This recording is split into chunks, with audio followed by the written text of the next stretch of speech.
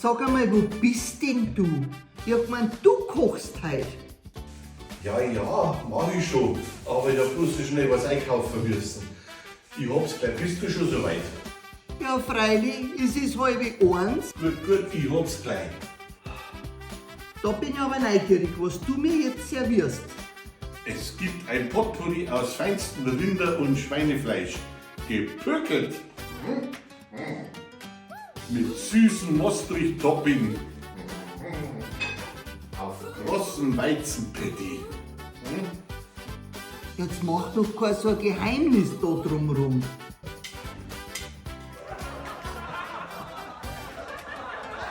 Und? Was sagst Leberkassemmel. du? Ja, da haben wir, gell? Eigentlich schon. Ja. Unterstützt durch die private Landbrauerei Schönram.